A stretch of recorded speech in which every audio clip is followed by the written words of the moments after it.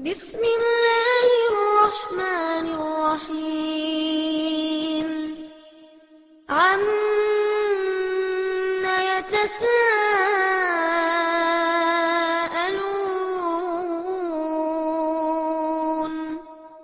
عن النبأ العظيم الذي هم فيه مختلفون كلا سيعلمون ثم كلا سيعلمون ألم نجعل الأرض مهادا والجبال أوتادا وخلقناكم أزواجا وجعلنا نومكم سباتا وجعلنا الليل لباسا وجعلنا النهار معاشا. அஸ்ஸலாமு அலைக்கும் வரஹ்மத்துல்லாஹி வபரகாத்துஹு. கண்ணியத்திற்குரிய பெரியோர்களே, தாய்மார்களே, சகோதர சகோதரிகளே, வணக்கத்திற்கு தகுதியானவன் அல்லாஹ் ஒருவனை தவிர வேறு யாரும் இல்லை என்கின்ற ஏகத்துவ கொள்கையையும் பின்பற்றுவதற்கு தகுதியானவர்கள் நபிகள் நாயகம் ஸல்லல்லாஹு அலைஹி வஸல்லம் அவர்களுக்கு பிறகு வேறு யாரும் இல்லை என்கின்ற தூதுத்துவ கொள்கையையும் ஏற்ற முஸ்லிம்களாக நாம் வாழ்ந்து வருகிறோம். இந்த சமுதாயத்திலே நன்மையை ஏவி தீமையை தடுக்கக்கூடிய இந்த சன்மார்க்க பணியை தமிழ்நாடு தௌஹீத் ஜமாத் கடந்த 30 ஆண்டுகளுக்கு மேலாக தமிழகத்திலே மக்களிடத்திலே முன்னெடுத்து செல்கின்றது. இந்த சமுதாயத்தில் எந்த பாவங்கள் மலிந்து காணப்பட்டாலும் அந்த பாவங்களால் இந்த மக்கள் பாதிப்புக்கு உள்ளாக்கப்படுகிற பொழுது அந்த பாதிப்புகளிலிருந்தும் அந்த பாதிப்புகளுக்கு காரணமான பாவங்களிலிருந்தும் அந்த மக்களை மீட்டிட வேண்டும் என்பதை அடிப்படை கொள்கையாக கொண்ட இந்த ஜமாத் மக்கள் செய்யக்கூடிய பல்வேறு பாவங்களில் ஒன்றாக மிகப்பெரிய பாவமான அல்லாஹ்வுக்கு துரோகம் செய்யக்கூடிய ஒரு பாவமாக இணை வைப்பு காரியங்களிலே மூழ்கி திளைத்திருக்கிறார்கள். சமாதி வழிபாடிலே தன்னுடைய வாழ்க்கையை கழித்தவர்கள் அல்லாஹ்வுக்கு செய்யக்கூடிய வணக்க வழிபாடுகளை, தொழுகை, நோன்பு போன்ற காரியங்களை இறந்து போன அடியார்களுக்காக நிறைவேற்றியவர்கள், அல்லாஹ் விதித்த கட்டளையின் பிரகாரம் காபத்துல்லாவை தவாப் செய்ய வேண்டியவர்கள், தர்காக்களை வலம் வரக்கூடியவர்களாக, ஹஜ் உம்ரா கிரியைகளின் பொழுது அந்த காபத்துல்லாவிற்கு சென்று நன்மையின் பெயரால் இறைவனின் மன்னிப்பை எதிர்பார்த்து மொட்டையை அடிக்கக்கூடியவர்கள் அதே வணக்கத்தை தர்காக்களிலே சென்று செய்யக்கூடிய ஒரு அவலம், பள்ளிவாசலிலே ரமலானுடைய இறுதி 10 நாட்களிலே இஅ்திகாஃப் இருப்பது இறைவனிடத்திலே நன்மதிப்பையும் மன்னிப்பையும் பெற்றுத்தருகின்ற ஒரு காரியம். அந்த இறை வணக்கத்தை தர்காக்களில் சென்று தங்கி வழிபடக்கூடிய ஒரு இணை வைப்பு, அல்லாஹ்வுக்கு நிகராக யாருக்கும் எந்த விதமான ஆற்றலும் இல்லை என்ற ஒரு நம்பிக்கையை ஏற்றுக்கொண்ட முஸ்லிம்கள் அந்த நம்பிக்கையை சீர்குலைக்கும் விதத்திலே தட்டு, தகடு, தாயத்து, பில்லி, சூனியம், ஜோதிடம் என்றெல்லாம் மனிதர்களுக்கும் மகான்களுக்கும் மரங்களுக்கும் மட்டைகளுக்கும் கயிறுகளுக்கும் தகடுகளுக்கும் அல்லாஹ்வுக்கு இருக்கக்கூடிய ஆற்றல் இருப்பதாக நினைத்து செய்யக்கூடிய இணை வைப்பு காரியங்கள் எல்லாம் இந்த தமிழக மக்கள் மத்தியிலே புறையோடு கிடந்ததை நாம் அறிந்திருக்கிறோம். இப்படிப்பட்ட ஒரு பாவம் அல்லாஹுவால் மன்னிக்கவே முடியாது என்று திட்டவட்டமாக சொல்லப்பட்ட ஒரு பாவம், மிகப்பெரிய ஒரு அநியாயமான ஒரு பாவம். இவன் இந்த உலகத்திலே அல்லாஹுக்காக செய்த நிறைவேற்றிய அனைத்து வணக்க வழிபாடுகளையும் தூக்கி எறிந்து நரக படுகொலியிலே தள்ளக்கூடிய ஒரு பாவம், நிரந்தர நரகத்திற்கு இவனை தங்க வைக்கின்ற ஒரு பாவம், சொர்க்கத்தினுடைய வாடை கூட நுகர முடியாத அளவிற்கு விரட்டி அடிக்கின்ற ஒரு பாவச் செயல் இந்த இணை வைத்தல் என்பதை இந்த மக்களிடத்தில் எடுத்துரைத்து 30 ஆண்டுகளுக்கு மேலாக இந்த ஷிர்க்குக்கு எதிரான ஒரு பிரச்சாரத்தை முன்னெடுத்து சென்ற இந்த ஜமாத் அதனுடைய பல்வேறு வழிமுறைகளில் ஒன்றாக ஷிர்க் ஒழிப்பு மாநாட்டை நடத்தியது. ஜனவரி 31ஆம் நாள் திருச்சியிலே நடைபெற்ற அந்த ஷிர்க் ஒழிப்பு மாநாடு என்ற ஒரு அறிவிப்பை காரணம் காட்டி அதற்கு முன்னதாக 6-7 மாதங்களாக தமிழகம் முழுவதும் கேரளா, கர்நாடகா, ஆந்திரா என்கிற அண்டை மாநிலங்கள், வெளிநாடுகளிலே தமிழ் பேசக்கூடிய முஸ்லிம் மக்களிடத்திலே ஏகத்துவத்தை பற்றிய இலக்கணத்தை, இஸ்லாமிய அகீதாவை, உண்மை சட்டத்திட்டத்தை, கொள்கை கோட்பாடுகளை, ஒரு முஸ்லிம் இறைவனை பற்றி தன்னுடைய உள்ளத்தில் எதை நினைக்க வேண்டும் என்கின்ற அடிப்படை சித்தாந்தத்தை எடுத்து சொல்லக்கூடிய ஒரு பணியை இந்த ஜமாத் மேற்கொண்டது. இணை வைப்பினுடைய சாயல் கூட இந்த மக்கள் மீது படிந்து விடக்கூடாது என்று அந்த இணை வைப்பிலிருந்து அவர்களை மீட்டெடுப்பதற்காக பல்வேறு வகையான பிரச்சாரங்களை செய்து வந்தது. அதனுடைய எழுச்சி பயணமாக இந்த மாநாட்டை நடத்தியும் முடித்திருக்கிறது. இப்பொழுது இந்த மாநாட்டை முடித்துவிட்ட இந்த சமயத்திலே நமக்கு அடுத்த கட்ட பணி என்ன, நாம் எந்த பணியை நோக்கி நம்முடைய பயணத்தை துவங்க வேண்டும், நம்முடைய பயணத்தை வீரியப்படுத்த வேண்டும், விரைவுபடுத்த வேண்டும் என்கின்ற ஒரு எதிர்பார்ப்பிற்கு பதில் தரும் வண்ணமாக இந்த தலைப்பு அடுத்தது என்ன என்று வழங்கப்பட்டிருக்கிறது. முதலிலே நாமெல்லாம் ஒரு அடிப்படையை நம்முடைய மனதிலே பதிவு செய்து கொள்ள வேண்டும். ஒரு மிகப்பெரிய பிரம்மாண்டமான ஒரு மாநாடு நடத்தப்படுவது எதற்கென்றால், ஏகத்துவ பிரச்சாரத்தை, நன்மையான காரியத்தை மக்களிடத்தில் எடுத்து சொல்லிய பிறகு அதனால் மக்களிடத்தில் எவ்வளவு பெரிய ஒரு எதிர்பார்ப்பு ஏற்பட்டிருக்கிறது, ஒரு வரவேற்பு ஏற்பட்டிருக்கிறது, ஒரு பேர் ஆதரவு ஏற்பட்டிருக்கிறது என்று மக்கள் மன்றத்தில் ஒரு அடையாளமாக காட்டிவிட்டு பிறகு இந்த மக்களை வைத்துக்கொண்டு 30 ஆண்டுகளாக எவ்வளவு வகையான எதிர்ப்புகளை சந்தித்தோம். இந்த ஏகத்துவத்தை சொல்கிற பொழுது எப்படியெல்லாம் எதிர்த்தார்கள், எப்படியெல்லாம் விமர்சித்தார்கள், எப்படியெல்லாம் நம்மை முடக்க நினைத்தார்கள், எப்படியெல்லாம் நம்மை ஒடுக்கினார்கள். அதையும் மீறி எப்படி லட்சக்கணக்கான மக்கள் இங்கே வந்தார்கள் என்கிற ஒரு சிந்தனையை தூண்டுவதற்குத்தான் அந்த மாநாடு. அதன் விளைவு என்ன? பல்வேறு கருத்துக்களை ஃபேஸ்புக், வாட்ஸ்அப் போன்ற சமூக வலைத்தளங்களிலே பயன்படுத்தக்கூடிய, பரப்பக்கூடிய ஒரு நிலை. எப்படி இந்த ஏகத்துவ பிரச்சாரத்தை எடுத்து சொல்லக்கூடிய இந்த ஜமாத்தினுடைய தலைவர்களை பற்றி சொன்னார்கள். இவர்கள் இஸ்லாத்தில் இல்லாததையெல்லாம் சொல்லி குழப்பத்தை விளைவிக்கிறார்கள் என்று பிரச்சாரம் செய்தார்கள். இவர்களை நான் திரும்பி பார்த்தேன், இவர்கள் அப்படி என்ன குழப்புகிறார்கள் என்று பார்த்தேன். அப்பொழுது ஒரு தெளிவு கிடைத்தது, இவர்கள் தான் இஸ்லாத்தை உள்ளது உள்ளபடி சொல்கிறார்கள் என்று.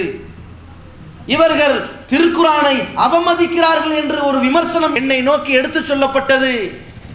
அப்படி வருகிற பொழுது இவர்கள் திருக்குரானை இழிவுபடுத்துபவர்கள், குறை காண்பவர்கள், கேவலப்படுத்துபவர்கள், இறைவனின் வேத வரிகளை குற்றம் சாட்டி பேசுபவர்கள் என்று ஒரு குற்றச்சாட்டு என்னிடத்திலே கொண்டு வரப்பட்டது. நான் இவர்களுடைய பிரச்சாரத்தை நோக்கி பார்த்தேன்.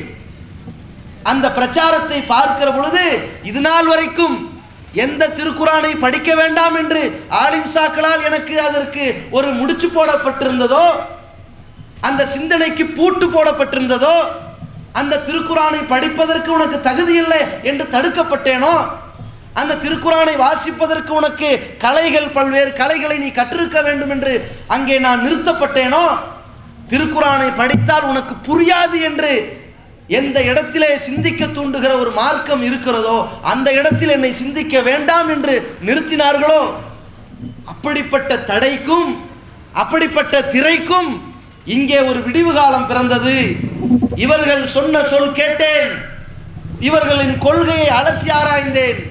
அவர்கள் தங்களுடைய கொள்கைக்கு ஆதாரமாக திருக்குர்ஆன் வசனங்களை எடுத்து போட்டார்கள். படித்துப்பார் என்றார்கள். நான் திருக்குர்ஆனை புரட்ட ஆரம்பித்தேன். திருக்குர்ஆன் வசனங்கள் வேத வரிகளை புரட்ட ஆரம்பித்தேன். பிறகு அதை பிறருக்கு பகிர ஆரம்பித்தேன். அன்றைக்கு எந்த திருமுறை குர்ஆன் என் கண்ணிலே மூடப்பட்டு மறைக்கப்பட்டு இறந்து போனதற்கு பிறகு ஓதப்படுகின்ற ஒரு பொருளாக மாறிவிட்டதோ, அந்த திருக்குர்ஆன் வாழுகிற பொழுதே என்னுடைய வாழ்க்கை வழிமுறைக்கு ஒரு பாடத்திட்டமாக மாறிவிட்டதை பார்த்தேன். இன்றைய தினம் அனைத்து இடங்களிலும் எந்த இடத்திலும் பார்த்தாலும் இவர்களுடைய போஸ்டர்களில் திருக்குர்ஆன் வசனங்கள், சுவரொட்டிகளில் சுவர் விளம்பரங்களில் திருக்குர்ஆன் வசனங்கள், துண்டு பிரசுரங்களில் திருக்குர்ஆன் வசனங்கள். இவர்கள் மாதாந்திர கேலண்டரை கொடுத்தார்கள், வாங்காதே என்று தடுத்தார்கள். வாங்கி பார்த்தேன், திருக்குர்ஆன் வசனங்கள் இருந்தது. நாளிதழ்களை பார்த்தேன், மாத இதழ்களை பார்க்கிறேன், வார இதழ்களை பார்க்கிறேன். இவர்களை பற்றிய விமர்சனங்களை எல்லாம் பார்க்கிறேன். இவர்கள் திருக்குர்ஆனை அவமதிப்பவர்கள் என்று. ஆனால் இவர்கள் எல்லா கொள்கை பிரச்சாரத்திற்கும் ஆதாரமாக திருக்குர்ஆன் வசனங்களை எடுத்துக்காட்டி இது சரியா தவறா என்று நீயே படித்துப்பார் என்று இந்த திருக்குர்ஆனை படிக்க தூண்டிவிட்டார்கள் என்று சொல்கிறார்கள். இவர்கள் நபிகள் நாயகத்தை அவமதிப்பவர்கள் என்ற ஒரு விஷமத்தனமான பிரச்சாரம் என்னிடத்திலே கொண்டு வந்து குவிக்கப்பட்டது. போகாதே அவர்களுடைய கூட்டத்திற்கு, அவர்கள் நடத்துகிற மர்கஸுக்கு போகாதே, அவர்கள் நடத்துகிற நிகழ்ச்சிக்கு போகாதே. ஏன்? இவர்கள் நபிமார்களை நபிகளாரை அவமதிப்பவர்கள் என்று சொன்னார்கள். சென்று பார்த்தேன், அவர்களுடைய சொல் செயல் அங்கீகாரங்கள், அவர்கள் எடுத்து சொல்லுகின்ற வணக்க வழிபாடின் வழிமுறைகள் அனைத்திற்கும் ஆதாரம் காட்டுகிறார்கள். நாம் செய்கின்ற காரியத்திற்கு ஆதாரம் காட்டுமாறு சவால் விடுகிறார்கள். பிறகு சொல்லுகிறார்கள், புகாரில் எடுத்து பார், முஸ்லிமில் எடுத்து பார், நசை, திருமிதி, அபுதாவுத் என்ற ஹதீஸ் கிரந்தங்களை படித்து பார் என்று எனக்கு ஹதீஸ் கிரந்தங்களை பற்றிய சிந்தனையை தூண்டினார்கள்.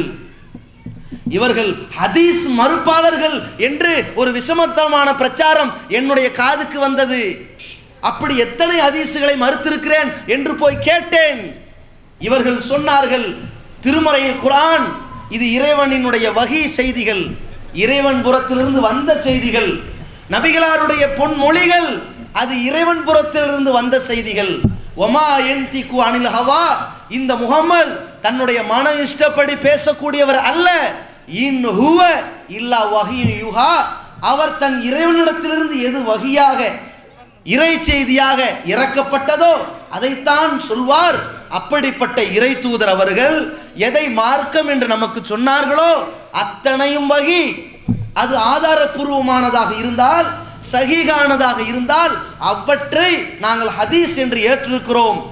சஹீஹான ஆதாரபூர்வமான ஒரே ஒரு ஹதீஸை கூட இந்த தௌஹீத் ஜமாத் வரலாற்றில் நாங்கள் எந்த சஹீஹான ஹதீஸையும் மறுத்தது கிடையாது என்று அவர்கள் பகிரங்கமாக பிரகடனம் செய்கிறார்கள். போய் கேட்டேன். பிறகு நீங்கள் மறுப்பதாக சில செய்திகளை காட்டுகிறார்களே, அதற்கு என்ன விளக்கம் என்று கேட்டேன். அந்த விளக்கத்தை நீங்கள் எல்லோ ஆலிம் சாக்கள்டையும் போய் கேட்டு விடுங்கள், நீங்களே அந்த விளக்கத்தை கேட்டு வாருங்கள் என்று என்னை திருப்பி அனுப்பினார்கள். நான் எல்லா ஆலிம் சாக்கள்டையும் கேட்டு பார்த்தேன். அதற்கு பிறகு அவர்களிடம் விடை காண முடியாமல் போனதால் இது ஹதீஸே கிடையாது, இது ஹதீஸுடைய தரத்தில் கிடையாது, இது அல்லாஹ்வுடைய தூதர் சொன்ன செய்தியே கிடையாது, இது கட்டுக்கதைகள் என்பதை உணர்ந்தேன். தௌஹீத் ஜமாத் மறுத்தது கட்டுக்கதைகளை, ஏற்றது ஹதீஸுகளை என்று உண்மையை உணர்ந்து கொண்டேன் என்று இந்த ஏகத்துவத்தின் பால் அடியெடுத்து வைத்த சகோதரர்கள் எத்தனையோ விஷமத்தனமான பிரச்சாரத்திற்கு மத்தியிலே இந்த மாநாட்டிற்கு வந்த லட்சக்கணக்கான மக்கள் இந்த இணை வைப்பை பற்றிய ஒரு தெளிவை அறிந்திருக்கிறார்கள். பிற மக்களுக்கு ஏகத்துவத்தை சொல்லக்கூடியவர்களாக மாறி இருக்கிறார்கள். இந்த இணை வைப்பு காரியத்தை விட்டு நாம் விலக வேண்டும். எதுவெல்லாம் இந்த சமுதாயத்தில் இணை வைப்பாக இருக்கிறது என்பதை பற்றிய பல்வேறு உதாரணங்களோடு விளக்கி இருக்கிறார்கள்.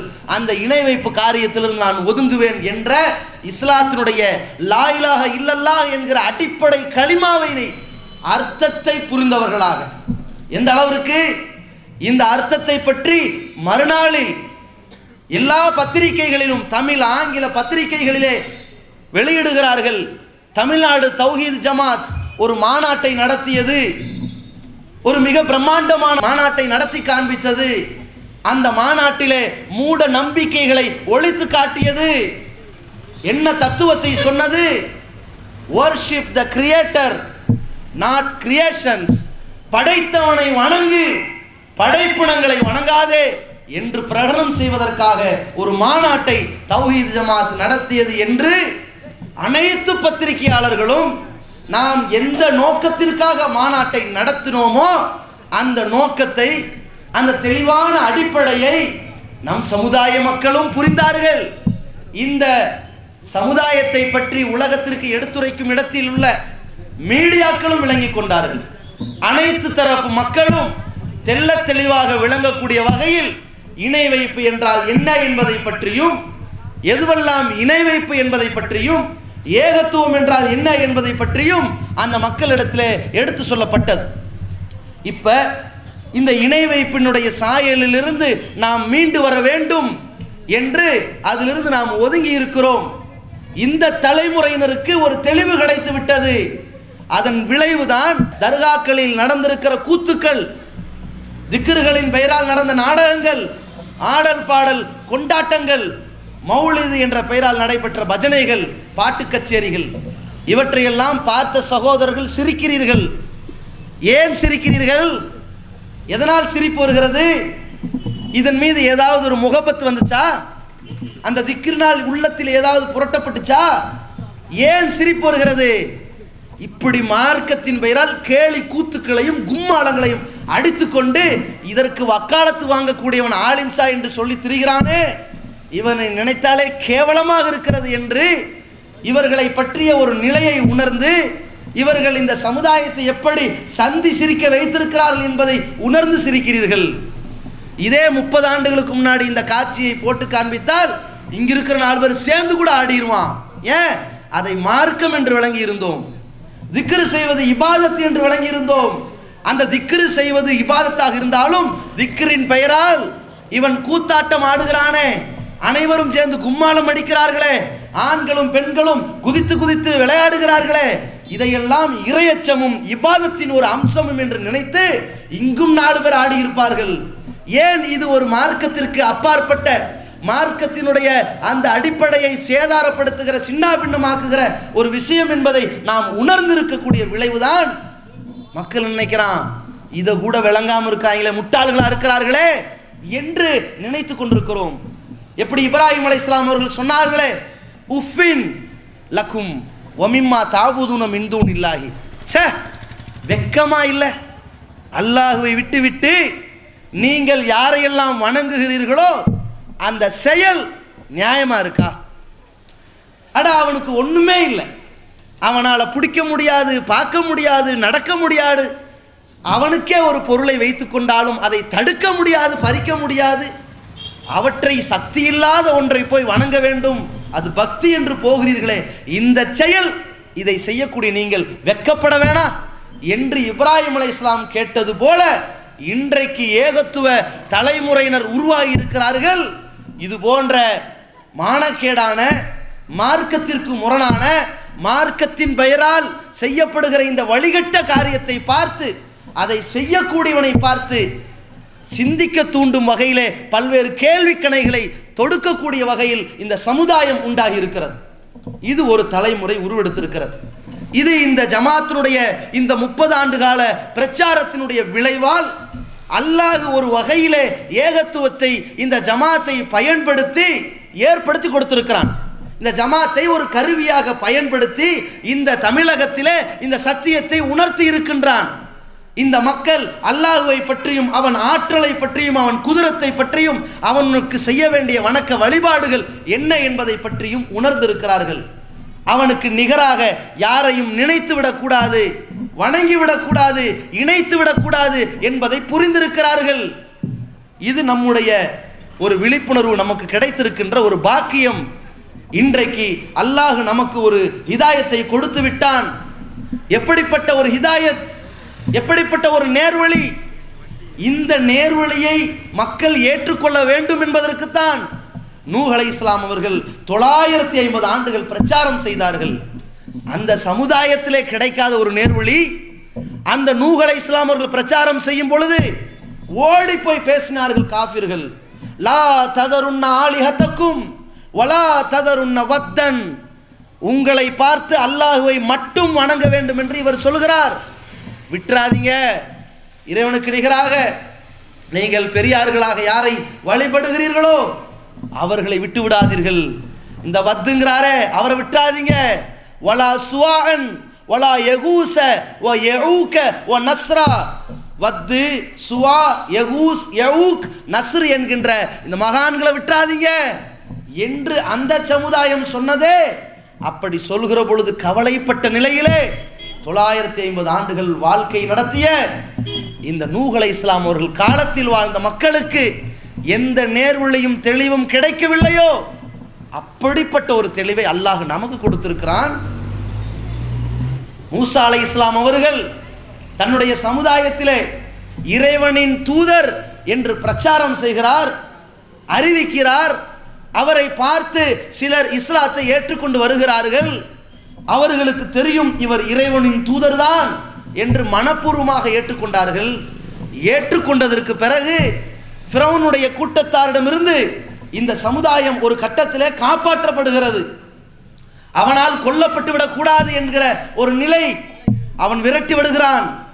படையோடு பட்டாக்கத்தி வாளோடு மிக பிரம்மாண்டமான ஒரு திரளாக வருகிறான்.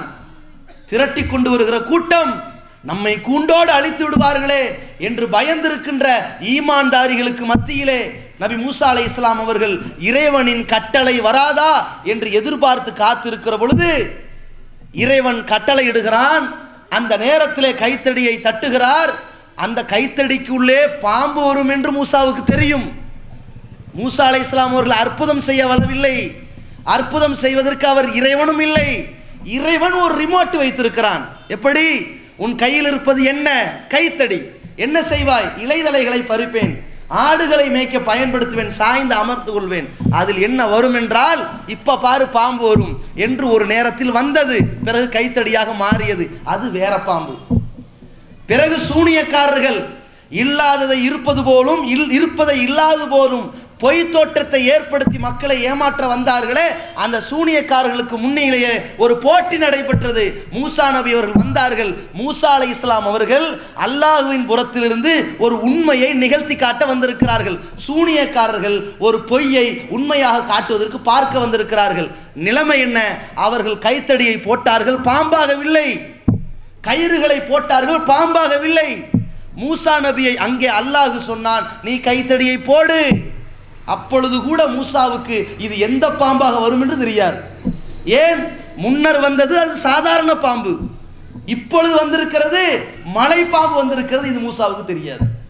அதற்கு பிறகு கைத்தடி வைத்திருக்கிறார். அதை இறைவன் என்ன செய்கிறான்? தட்ட சொல்கிறான். அங்க என்ன வரும்? நான் முடிவெடுப்பேன். என்ன வரும்? 12 ஊற்றுக்கள் தண்ணீர் வந்தது. இது போன்றுதான் மூசா அலைஹிஸ்ஸலாம் அவர்களுக்கு இறைவன் எங்கே எப்ப என்ன யாருக்கு கொடுக்கணும் நாடுறானோ அப்பா பட்டனை தட்டுமா, முடிஞ்சிருச்சு. இதற்கு இந்த மூசா நபிக்கு எந்த பங்கு இல்லை. ஏன்? லகான் என்கிட்ட இருக்குன்னு வைத்திருக்கிறான் இறைவன். அதுபோல கடலுக்கு முன்னால் கைத்தடியை வைத்து ஓங்கி தட்டப்படுகிறது, கடல் பிளக்கிறது. இவருக்கு பாம்பு வருது தெரியும், தண்ணீர் கொப்பளிக்கிறது கூட தெரியும். கடலே பிளக்கிறதா? கைத்தடியா? கைத்தடி விஷயம் அல்ல, நீ போடு, நான் அங்க தட்டுவேன். அல்லாஹ்வுடைய ஆற்றல் தான் அங்க விஷயம். அந்த அடிப்படையில் கடல் பிளந்தது. மூசா அலைஹிஸ்ஸலாம் அவர்களும் அவர் கூட்டத்தாரும் காப்பாற்றப்பட்டார்களே.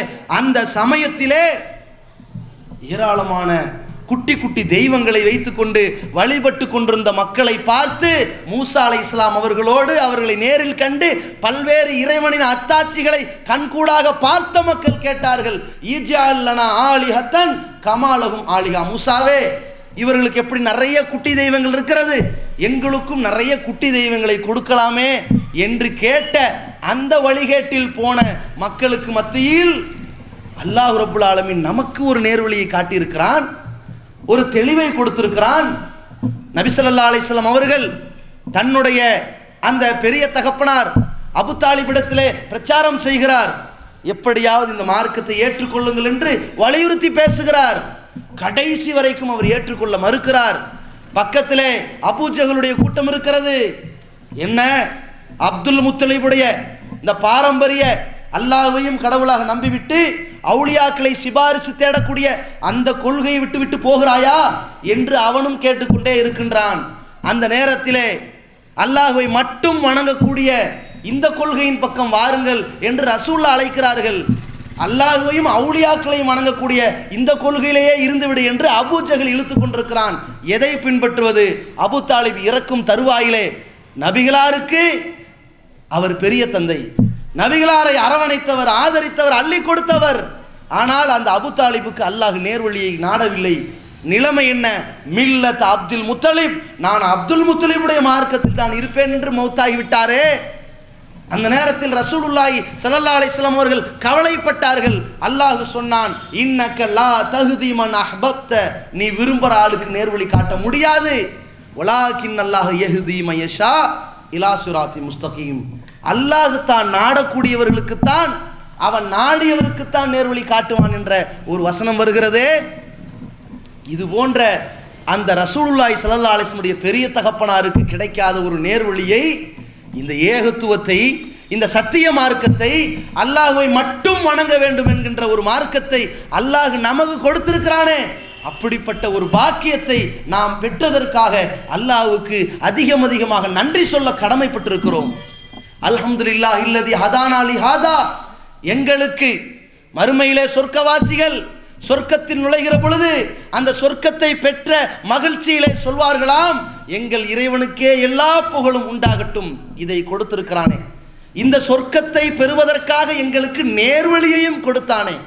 ஒமா குன்னாலி நஹ்ததிய லவ்லா அன் ஹதானல்லாஹ், அந்த இறைவன் மட்டும் எங்களுக்கு நேர்வழியை காட்டாமல் விட்டிருந்தால் நாங்கள் நேர்வழிக்கு வந்திருப்போமா என்று அங்கே ஆனந்தப்பட்டார்களே, ஆனந்தப்படுவார்களே.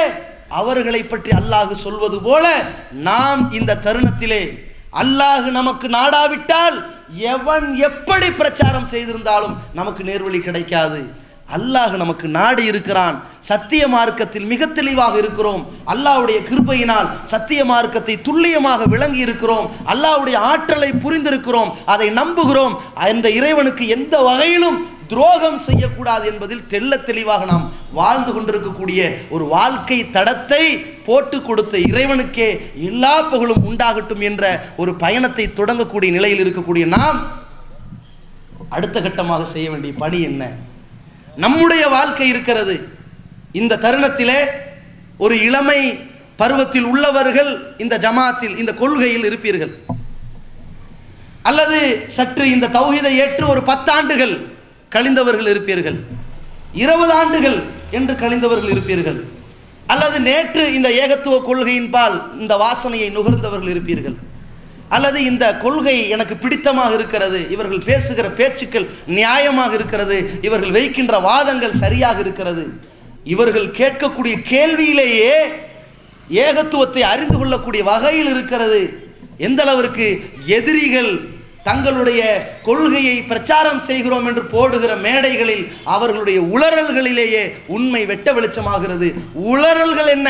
அவர்கள் அடிக்கின்ற சுவரொட்டியிலேயே சத்தியம் தெளிவாக புலப்பட்டு விடுகிறது. எப்படி? மதுகபு எழுச்சி மாநாடு நடத்துகிறார்கள். இந்த மதுகபு கூடுமா கூடாதா, பின்பற்றலாமா வேணாமா? தெளிவான பதில் என்ன? அந்த பதிலை நீங்கள் தௌஹீத் ஜமாத்திலிருந்து எந்த கேசட்டையும் கேட்க வேண்டாம். தௌஹீத் ஜமாத்தில் உள்ள சகோதரன் இந்த குர்ஆன் ஹதீஸை மட்டும் பின்பற்றக்கூடிய இந்த சகோதரன்ட்ட கேள்வி கூட கேட்க வேண்டாம், ஆதாரம் கேட்க வேண்டாம். இந்த அஜர்த்துகள் அதுக்கப்புறம் விளக்க போகிறாங்க பாருங்க, ஒரு 4 மணி நேரம், அந்த உளறலை கூட கேட்க வேண்டாம். அவர்கள் அதற்கு ஒரு போஸ்டரே அடித்து பதில் சொல்லிவிட்டார்கள். மதுகபு பாதுகாப்பு மாநாடு, மாநாட்டிலே என்ன தெரியுமா, யாரும் உள்ளே வந்துடாத என்று சொல்லக்கூடிய வகையில். இது எப்படி இருக்குது?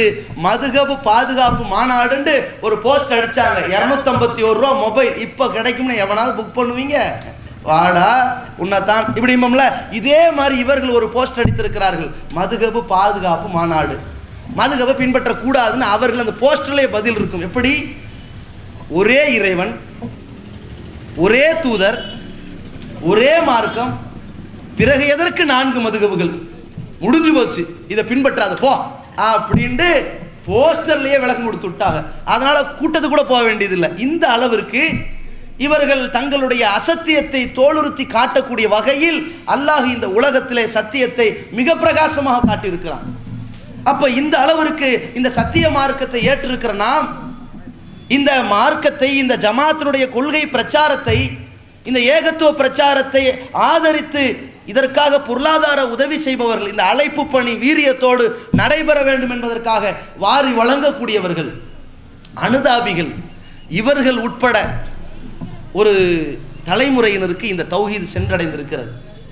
ஆனால் இதற்கு பிறகு நம் மீது உள்ள கடமை என்ன என்பதை பற்றி, எந்த ஏகத்துவத்திற்காக பல்வேறு தியாகங்கள் புரிய வேண்டும் என்று நபிமார்கள் நமக்கு வாழ்க்கை வழிமுறையாக வாழ்ந்து காட்டினார்களோ அதை நாம் பாடமாக படித்து செயல்பட்டு கொண்டிருக்கிறோமோ, எந்த ஏகத்துவத்தை சொன்னால் எப்படிப்பட்ட எதிர்ப்புகளை எல்லாம் சுமக்க வேண்டி வரும், எப்படிப்பட்ட அநாகரிகமான விமர்சனங்களுக்கு நாம் ஆளாக வேண்டி வரும், ஆண்களும் பெண்களும் எப்படிப்பட்ட அவதூறு குற்றச்சாட்டுகளுக்கு ஆளாக்கப்பட வேண்டிய வரும் என்று நபிமார்களெல்லாம் எப்படி வாழ்ந்து காட்டினார்களோ, அவர்கள் காலத்தில் எப்படி விமர்சிக்கப்பட்டார்களோ, அதை எப்படி எதிர்கொண்டார்களோ அதை படிப்பனையாக எடுத்துக்கொண்டு பயணம் செய்து கொண்டிருக்கிற நமக்கு, நாம் இந்த ஏகத்துவத்தில் எழுச்சி பெறுகிற பொழுது, இந்த ஏகத்துவத்தை உலகத்திற்கு எடுத்துச் சொல்லக்கூடிய ஒரு வாய்ப்பும் தைரியமும் சமூக பாதுகாப்பும் மிக பிரம்மாண்டமான மக்களின் ஒத்துழைப்பும் இருக்கிற பொழுது, இந்த தௌஹீதை எப்படி கட்டி காப்பாற்ற வேண்டும், அனைத்து தலைமுறையினருக்கும் எடுத்துச் சொல்ல வேண்டிய கடமை என்ன என்பதற்கும் அந்த நபிமார்கள் தங்களுடைய வாழ்க்கையில் வழிகாட்டி கொடுத்திருக்கிறார்கள்.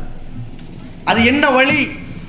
நபி இப்ராஹிம் அலைஹிஸ்ஸலாம் அவர்கள் தங்களுடைய வாழ்க்கையிலே ஏகத்துவத்திற்காக பல்வேறு தியாகங்கள் புரிந்த தூதர்.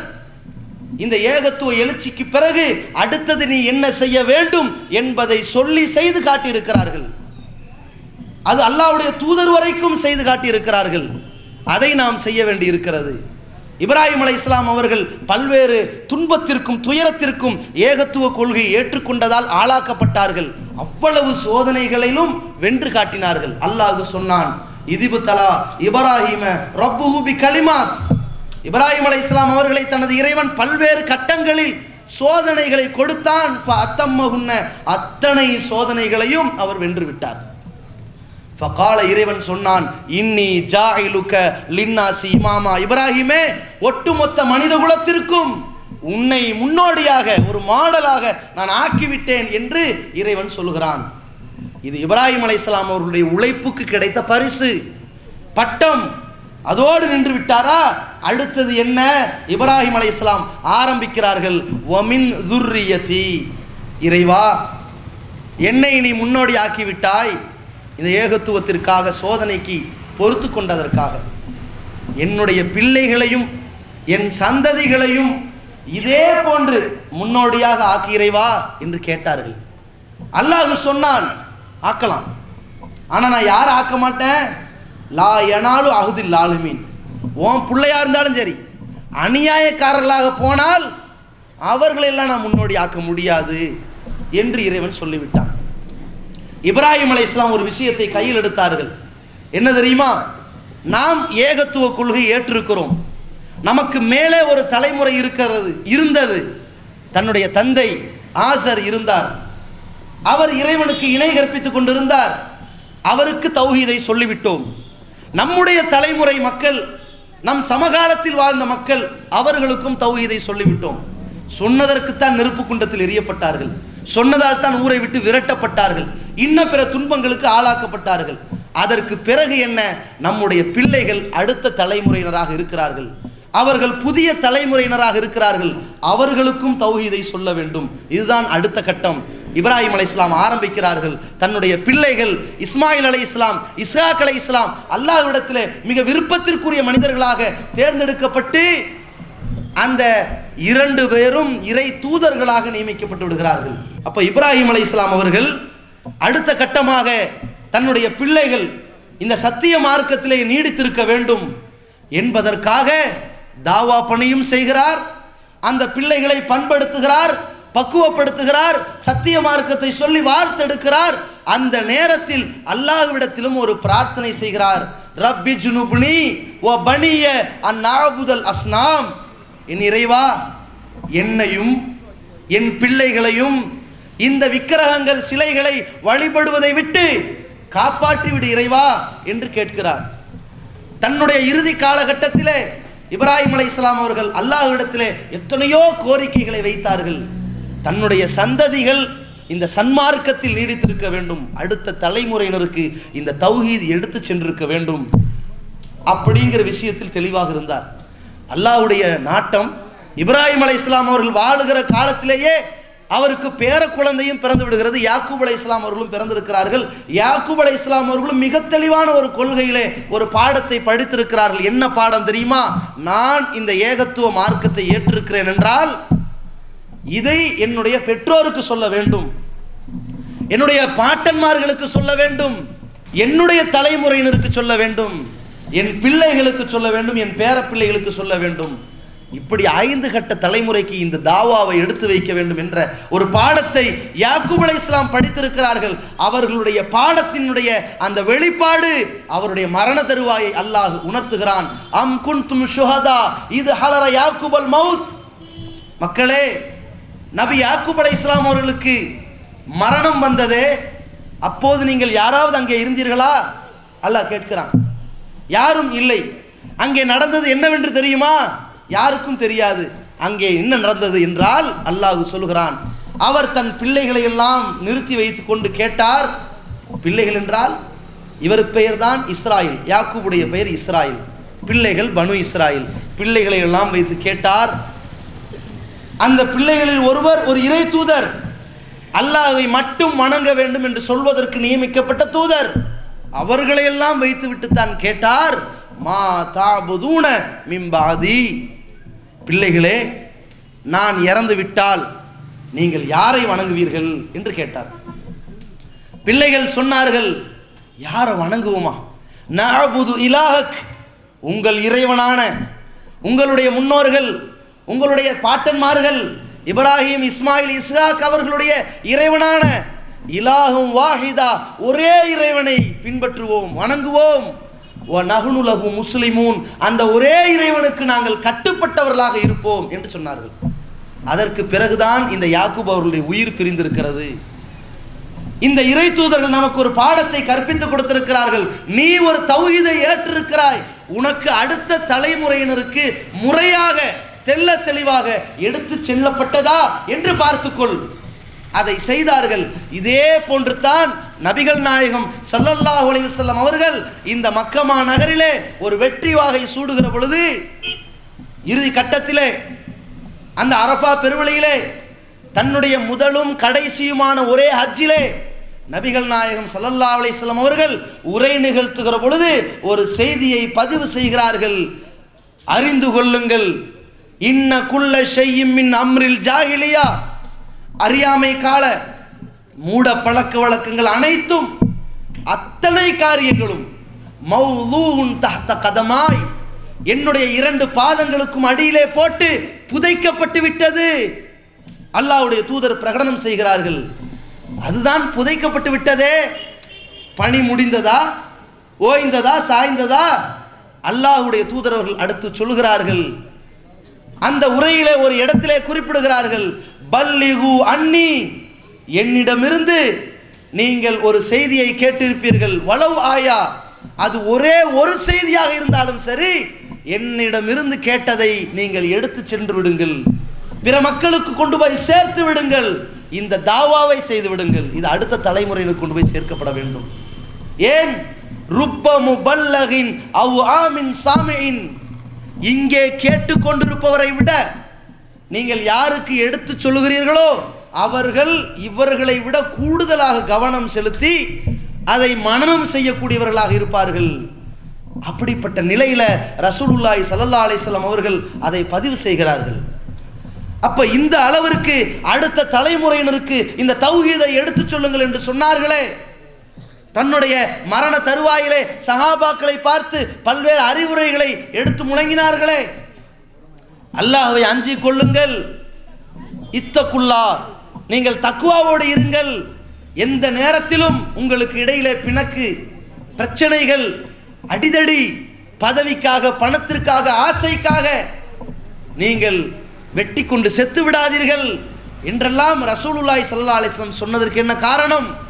அடுத்த தலைமுறையினருக்கு இந்த மார்க்கம் மிக தெளிவான முறையில் எப்படி இந்த மார்க்கத்தை ஏற்ற புதிதில் இருந்தார்களோ அந்த ஸ்பிரிட்டு, அந்த வேகம், அந்த உறுதிப்பாடு கடைசி காலம் வரைக்கும் இருக்க வேண்டும் என்று ரசூலுல்லாஹி ஸல்லல்லாஹு அலைஹி வஸல்லம் சொன்னது போல நாம் அடுத்து செய்ய வேண்டிய முக்கியமான ஒரு பணி, இன்றைக்கு சமுதாயத்திலே இந்த ஏகத்துவ கொள்கையை ஏற்றுக்கொள்ளாத நிலையில், ஏகத்துவம் என்றால் தௌஹீத் என்றால் என்னவென்றே விளங்காத நிலையில் வாழ்ந்து கொண்டிருக்கிற ஒரு கூட்டம், ஒரு தலைமுறையினர், இளைஞர் சமுதாயம் இன்றைக்கு எப்படி நாசமடைந்து கிடக்கிறார்கள் என்று பாருங்கள்.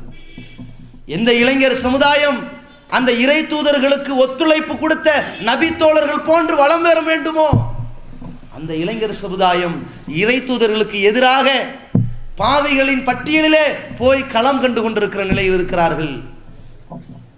7ஆம் வகுப்பை தொடங்கிய பள்ளிக்கூட மாணவர்களில் இருந்து கல்லூரி மாணவர்கள் வரைக்கும், மாணவிகள் வரைக்கும் இன்றைக்கு இந்த இளைஞர் சமுதாயம் படிக்கக்கூடிய இந்த பருவத்தில் உள்ளவர்கள், உயர்கல்வி கல்லூரி படிப்புகளை எடுத்துக்கொண்டிருப்பவர்கள், அவர்கள் பல கோணங்களிலே ஏகத்துவ பாதையை விட்டு, சத்திய பயணத்தை விட்டு நரகத்தை நோக்கி பல துருவங்களிலே பாய்ந்து அந்த வலையிலே சிக்கி சிதறுண்டு மீண்டும் மீள முடியாமல் அழிவிலே மாண்டு கொண்டிருக்கக்கூடிய அவலத்தை பார்க்கிறோம்.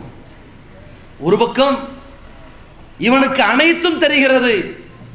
மது குடித்தால், சாராயம் குடித்தால் அது நம்முடைய மூளையை பாதித்து மூளையிலே ஒரு புற்றுநோய் ஏற்படுத்தும் என்று தெரியும். ஆனாலும் குடிக்கிறான். இது கல்லீரலை பாதித்து ஒரு புற்றுநோயை உண்டாக்கும் என்று தெரியும். இது கணையத்தை பாதித்து நம்முடைய செரிமானத்திற்கு வேட்டு வைத்து குடலிலே புண்ணை ஏற்படுத்தும் என்று தெரியும். இதன் மூலமாக இவனுடைய ஆண்மை மழுங்கடிக்கப்பட்டு விடும் என்று தெரியும். இதன் மூலமாக இவன் மறதி நோய்க்கு ஆளாக்கப்படுவான் என்று தெரியும். குடித்தவனான நிலையிலே அவன் என்ன செய்கிறான் என்றே தெரியாமல் ஒரு மூர்க்கத்தனத்திலே கொலைகாரனாக நாளிதழ்களில் பார்க்கிறோம். எப்படிப்பட்ட செய்திகள்! ஒரு சிறுமி பேட்டி கொடுக்கிறாள், என்னுடைய தந்தை என்னுடைய தாயை குடிபோதையிலே கதற கதற கொலை செய்திருக்கிறார். அவர் குடித்த நிலையில் இருந்ததால் இந்த நாட்டில் சட்டத்தில் தண்டனை கிடையாது. என் தாயை துடி துடிக்க கொன்றார். ஆனால் நான் செத்து போனவள் போன்று நடித்து கொண்டிருந்தேன். இல்லை என்றால் என்னையும் கொலை செய்திருப்பாள். அப்படி ஒரு மூர்க்கத்தனமான ஒரு நிலையை உண்டாக்கும் என்று இவனுக்கு தெரிகிறது. ஆபாசமான காரியத்தில், மானங்கெட்ட காரியத்திலே இவனை தள்ளும் என்று தெரிகிறது. இருந்தும் குடிக்கின்றான். நாகராஜ் என்று சொல்லக்கூடிய ஒருவர் ஒரு மேடையிலே ஏறி நின்று அனைவருக்கும் கை கூப்புகிறார். அப்படி 2 கையை காட்டுகிறார். கைகளில் விரலை காணவில்லை. உடலெல்லாம் கரிக்கட்டையாக வந்து நிற்கிறார். எதனால்? குடி. நான் தினசரி கூலி தொழிலாளியாக இருந்து அன்றாடம் சம்பாதித்திருக்கின்ற அற்ப தொகையை வைத்துக் கொண்டு குடும்பம் நடத்த வேண்டியவன், என்னுடைய மனைவி தினசரி குடிக்காதே என்று கொந்தளிப்பாள். குடிகாரனுடைய வீட்டிலே அவனுடைய கொடுமை தாங்க முடியாமல், அவனுடைய ஏச்சு பேச்சு தாங்க முடியாமல், அந்த தெரு ஓரங்களிலும் எதிர் வீடுகளிலும் மேல் வீடு கீழ் வீடு என்று அனைத்து தரப்புகளிலும் இவன் வாங்கி கட்டுகிற அந்த அவலப்பெயர்களை தாங்க முடியாமல் மாதம் ஒரு முறை குடிமாறி கொண்டிருக்கின்ற இந்த குடிகாரனால் குடியை இழந்து தவிக்கின்ற இந்த குடும்ப பெண்மணிகள் சொல்லுகிறார்கள், எத்தனையோ திட்டத்தை அரசு அறிவிப்பது போல வீட்டிற்கு ஒரு விஷ பாட்டிலை கொடுத்து விடுங்கள், அல்லது மதுக்கடைகளில் ஒரு டம்ளர் விஷத்தையும் கலந்து கொடுத்து விடுங்கள், அன்றைக்கோட எங்கள் வாழ்விக்கு விடுதலை கிடைத்துவிடும் என்று சொல்லக்கூடிய வகையில் இவன் குடித்து நாசமடைந்து கொண்டிருக்கிறான். அந்த நிலையிலே இந்த நாகராஜ் என்பவர் தன்னுடைய மனைவியிடத்திலே தினசரி போய் சண்டையும் தகராறும். ஒரு கட்டத்திலே உச்சி கட்டம், தன்னுடைய கணவர் தன் மீது பாசம் வைத்திருப்பார், தீ குளித்து விடுவோம், செத்து மடிந்து விடுவோம், இதோடு இந்த வாழ்க்கை போகட்டும் என்று ஒரு நிலைக்கு அவள் தள்ளப்படுகிறாள். அது ஒரு தவறான முடிவு. இந்த உலகத்தில் எந்த பிரச்சனை வந்தாலும் துணிந்து எதிர்கொள்ளக்கூடிய ஒரு திறமை ஆண் பெண்ணுக்கு இருக்க வேண்டும். இது இஸ்லாத்துடைய அடிப்படை. அது தெரியாதவர்களுக்கு, அவர்கள் இந்த கொள்கையில் இல்லை. அவர்கள் மனம் இலகி பாதிப்புக்கு உள்ளாகி அவர்கள் ஒரு கட்டத்தில் தீ குளிக்கிறார்கள். தீ குளிப்பதற்காக மண்ணெண்ணெய் வேகமாக ஊற்றுகிறாள். அது கணவனுக்கு மனைவி தீ குளிப்பது கூட தெரியவில்லை, குடிகாரனுக்கு தெரியுமா? தெரியல. திடீரென்று பத்தி எரிகிறது. அவனும் என்ன செய்கிறான், யாரோ எரிகிறார்கள் என்று வேகமாக போய் கட்டிப்பிடித்து விடுகிறான். இந்த நாகராஜும் எரிந்து விடுகிறார். பிறகு இவர் மருத்துவமனையிலே அனுமதிக்கப்பட்டு 3 மாதங்கள் கழித்து சுய நினைவுக்கு வருகிறார். அப்பொழுதுதான் அவருக்கு தெரிகிறது, மனைவி 3 மாதத்திற்கு முன்னதாகவே தீ குளித்து செத்து விட்டாள் என்று, தன்னுடைய குடிசை எரிந்து விட்டது என்று, இந்த தீப்பிழம்புக்கு மத்தியில் குழந்தை தப்பித்து ஓடிவிட்டது என்று. இந்த நிலையிலே தகப்பனை இழந்த பெற்றோர் பிள்ளைகள், கணவனை இழந்த மனைவிமார்கள், ஆண்மையை இழந்த நிலையிலே கள்ளத் தொடர்புக்கு ஆளாகக்கூடிய அவலத்தினுடைய நிலையில் இந்த குடியினுடைய கடுமையும் கொடுமையும் எல்லா இளைஞர்களுக்கும் தெரியத்தானே செய்கிறது. படித்த பட்டதாரிகளுக்கு தெரியத்தானே செய்கிறது. இவன் படிக்கக்கூடியவனுக்கு தெரியத்தானே செய்கிறது. அப்படி இருந்தும் ஏன் குடிக்கிறான்? எதனால் குடிக்கிறான்? அவன் டாக்டர் படிச்சிருப்பான், டாக்டர் வேலையும் பார்த்துட்டு இருப்பான். அவனுடைய வீட்டில் உள்ள ஃப்ரிட்ஜில் ஏன் இது மாதிரியான மதுபானங்கள் இருக்கிறது? இது கேடு என்னென்ன வகையில் என்னென்ன புள்ளி விவரத்தில் தரும் என்று தெரியத்தானே செய்கிறது. இருந்தும் இவன் ஏன் குடிக்கிறான்? அதிலிருந்து அவனை விடுபட செய்வதற்கு எந்த ஒரு வடிவமும் அவனுக்கு கிடைக்கவில்லை. இந்த பிடியில் இஸ்லாமிய இளைஞர்கள் மாட்டிக்கொண்டிருக்கிறார்கள். இன்றைக்கு சமுதாயத்திலே மக்கள் தொகை கணக்கெடுப்பிலே ஒன்று உயர்ந்து கொண்டே இருக்கிறது. என்ன? குடிகாரர்களின் எண்ணிக்கை உயர்ந்து கொண்டே இருக்கிறது. எது குறைந்து கொண்டிருக்கிறது? குடிக்காதவன், பீடி குடிக்காதவன், தண்ணி அடிக்காதவன், சூதாடாதவன், இது போன்று பொறுக்கித்தனம் செய்யாதவன், சினிமா தியேட்டர்களில் நின்று சண்டை செய்யாதவன், இவனுடைய எண்ணிக்கை அப்படியே மலிந்து கொண்டு போகிறது. கடைசியில் என்ன? குடிக்கவில்லையா, குடிக்க தெரியாதா, குடிச்சது இல்லையா, பீடி குடிச்சது இல்லையா, சி நீ எல்லாம் என்னடா இளைஞன் என்று அது ஒரு கீழ்த்தரமான செயலை போன்று நல்லவர்கள் பார்க்கப்பட்டு கெட்டவர்களுக்கு சமுதாய அங்கீகாரம் கொடுக்கப்பட்டு விட்டது. இந்த நிலையிலே இவன் மாட்டிக்கொண்டிருக்கிறான். இந்த இளைஞர் சமுதாயம் சிக்கி தவித்துக் கொண்டிருக்கிறது. இன்னொரு பக்கத்திலே ஆபாசம், சமூக வலைதளங்களிலே ஆண்கள் ஒரு பக்கம் வீழ்ந்து கிடக்கிறார்கள். ஃபேஸ்புக்கிலும் சரி, வாட்ஸ்அப்பிலும் சரி, இணையதளங்களிலும் சரி, இவன் அந்த ஆபாச காட்சிகளை பார்த்து, சினிமாக்களில் பார்த்து, விளம்பரங்கள் வரைக்கும் அனைத்து விளம்பரங்களும், சினிமாக்களும், நாளிதழ்களும், பத்திரிகைகளும், எல்லா ஊடகங்களிலும் எந்த விளம்பரம் தந்தாலும் சரி, எந்த விவரங்களை சொன்னாலும் சரி, எந்த செய்திகளை வாசித்தாலும் சரி, அதில் ஒரு ஆபாசத்தை கலந்தால்தான் மக்களுக்கு செய்திகளை சேர்க்க முடியும் என்ற சதை வியாபாரத்திற்கு மத்தியிலே இவன் சிக்கி தவித்துக் கொண்டிருக்கிறான். இந்த பக்கம் இவன் அதிலே வீழ்ந்து ஒரு பக்கம் கற்பழிப்பு கேஸில் மாட்டுறான், கள்ளத்தொடர்பு கேஸில் மாட்டுறான். தன்னுடைய மாணவிகளிடத்திலே பலாத்கார முயற்சியில் ஈடுபடுகிற ஆசிரியர், சிறுமியர்களிடத்திலே பாலியல் துஷ்பிரயோகம் செய்யக்கூடிய ஆத்தியார்கள், அந்த பள்ளிக்கூடங்களிலே சக மாணவிகளிடத்தில் ரேக்கிங் செய்யக்கூடிய மாணவர்கள், கற்பழிக்கக்கூடிய கேவலங்கள், இது மாதிரியான ஒரு நிலையிலே ஆண்கள் ஒரு பக்கம் செத்து மடிகிறார்கள், அந்த மானக்கேடான காரியத்திலே மூழ்கிறார்கள். இதிலே இஸ்லாமிய இளைஞர்களும் ஒரு பக்கம் சிக்கி கொண்டிருக்கிறார்கள். இன்னைக்கு பார்க்குறான், அவன் கையில் அந்த காலம் இருந்தது, +2 படித்து கொண்டிருக்கிற மாணவனுக்கும் கூட, அல்லது +1 +2 அவன் எடுத்திருக்கின்ற ஒரு கோர்ஸ், இந்த மேக்ஸ் பயாலஜி என்கின்ற அந்த முதல் குரூப் இருக்குல்ல, அந்த கோர்ஸுக்கு கூட கால்குலேட்டர் தேவை, கிடைக்காது, அவ்வளோ பெரிய விலையாக இருக்கும், வாங்குவதற்கு இவனுக்கு ஒரு மலைப்பாகவும் இருக்கும். அந்த மாதிரி ஒரு கால்குலேட்டர் கூட இன்ஜினியரிங் காலேஜில் ஒரு பெரிய கால்குலேட்டர் கொடுப்பானே, அதை வாங்குறதுக்கு அவ்வளவு சிரமப்படுவான். ஆனால் இன்றைக்கு நிலைமை என்ன? 7ஆம் வகுப்பு தாண்டுகிற பொழுதே கையில் ஏராளமான டேப்லெட் மாதிரி என்ன வச்சிருக்கிறான், டேபு, மொபைலு பாக்ஸ் மாதிரி என்ன வச்சிருக்கிறான். இது ஒரு மொபைல் பாக்ஸு, இன்னொரு மொபைல் என்ன, இந்த மொபைலை பாதுகாக்கிற பேங்க்கு. சார்ஜ் குறையவே கூடாது இல்லையா, இவன் விடிய விடிய சினிமா பார்க்கணும் இல்லையா, குறையக்கூடாது. இது மாதிரியான பேகுகளில் மொபைல்களை வைத்துக்கொண்டு, அல்லது யார்த்தையாவது இந்த போன்களை வாடகைக்கு வாங்கி கொண்டு, அல்லது திருடி கொண்டு வந்தாவது ஆபாச படங்களை பார்த்து கொண்டிருக்கிற மாணவர்கள் பள்ளிக்கூடங்களிலே பிடிபட்டவர்கள் யார்? 7ஆம் வகுப்பு 6ஆம் வகுப்பு படிக்கின்ற மாணவர்கள். இப்படிப்பட்ட நிலையில் ஆபாசத்தில் சிக்கி கொண்டிருக்கிறார்கள். சமூக நாகரிகத்தை மறந்திருக்கிறார்கள், ஒழுக்கத்தை பற்றி மறந்திருக்கிறார்கள். வலா தஹ்லன பில் கவுல், பெண்களை பார்த்து அல்லாஹ் ஒரு செய்தியை குறிப்பிடுகின்றான். நபியின் மனைவியர்களை பார்த்து ஒரு செய்தியை கட்டளையிடுகிறான். எப்படி? குலைந்து பேசாதீர்கள். அது ஒரு பாதிப்புள்ளவனுக்கு, சபலம் உள்ளவனுக்கு அது வேற மாதிரி ஒரு பாதிப்பை ஏற்படுத்திவிடும் என்று சொல்கிறான். ஆனால் இந்த பெண்கள் சபையில் இருக்கிற பொழுது, ஒரு சபையிலே 10 ஆண்கள் பேசி கொண்டிருக்கிற பொழுது திடீரென்று உள்ளே பூந்து, என்னப்பா நீ நல்லா இருக்கியா, நீ நல்லா இருக்கியா, நீ நல்லா இருக்கியா, உன்னை பார்த்து 4 நாள் ஆச்சே என்று சொன்னால் இவளுடைய தாய் தகப்பனார் ஏற்றுக்கொள்ள மாட்டார்கள். வீட்டுக்காரன் புருஷன் ஏற்றுக்க மாட்டான். ஆனால் இதே ஒரு ஃபேஸ்புக்கில் 5000 4000 நண்பர்களுக்கு மத்தியில் அந்த பல்வேறு நண்பர்கள் ஒரு செய்திக்கு கமெண்ட் போடுவா. அப்படி நடுவில் இவள் ஒரு கமெண்ட் போடுவா. இதை ரசித்து பார்த்து கொண்டிருப்பார்கள். இது ஒழுக்கக்கேடானது. ஒழுக்கக்கேடானது என்றால் இந்த உடலும் தனியாக சந்திப்பது என்று நினைத்து விட்டார்கள். பேச்சு சந்திக்கலாமா? தொலை தொடர்புகளில் போன் பேச்சுக்கள் இருக்கலாமா? அல்லது இது மாதிரி சேட்டிங்கில் இருக்கலாமா? கேட்டால் பெண்களுக்குள்ளே தானே வாட்ஸ்அப் குரூப்பு. அதை பொம்பளைங்க மட்டும் பார்க்குறதா? அவன் புருஷன் பார்க்க மாட்டான், அவங்க வாப்பா, அவன் சொந்த பந்தம், இப்படி வைங்க, எங்கள் வீட்டுக்கார் பார்க்கவே மாட்டாங்கன்னா அது தப்பு. ஏன்? இவ என்ன பண்ணுறான்னு புருஷன் பார்க்கணும். அதான் கண்காணிப்பு. சரி, நான் கேட்குறேன், எங்கள் வீட்டுக்காரர் ஒரு 750 குரூப்பில் இருக்கார் வாட்ஸ்அப்பில். அந்த குரூப்பில் பல பொம்பளைங்க இருக்க தான் செய்கிறாரு. அவர் விடி நான் கண்டுக்க மாட்டேன். அப்படியா? அப்படி இருக்குதா?